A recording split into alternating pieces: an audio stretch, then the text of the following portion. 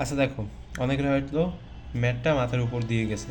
তো বিষয়টা কি যে এখানে কি চেয়েছে, যে কোনো বস্তুর বেগ যদি 3 গুণ করা হয় তাহলে গতিশক্তি বাড়ে কত গুণ, সেটা হচ্ছে আমাদের কাছে কোশ্চেন করছে।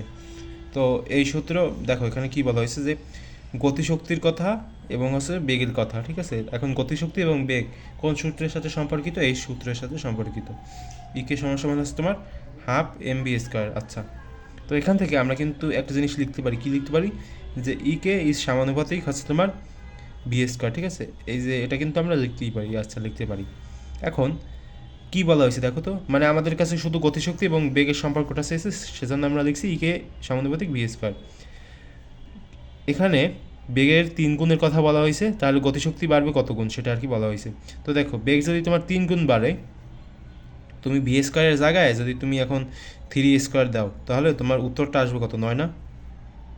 ঠিক আছে, 9 গুণ হবে কিন্তু। তাহলে গতিশক্তি বাড়বে কয় গুণ? এই যে ইকে বাড়বে কয় গুণ? ইকে বাড়বে তোমার 9 গুণ। বুঝতে কি পারছো?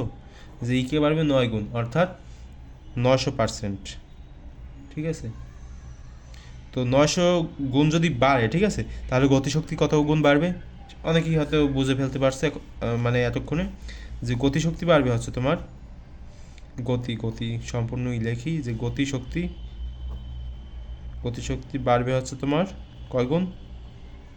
800%, 800। ঠিক আছে, তো অর্থাৎ আমাদের উত্তরটা হবে তোমার 800%। তো যদি না বুঝতে পারো, আবার একটু রিপিট করো, রিপিট করলে বুঝে যাবা। এগুলো বারবার বারবার বলতে ইচ্ছে করে না, তো সেজন্য আর কি এই কথাটা বললাম, যে রিপিট যদি করো ভালোভাবে বুঝে যাবা।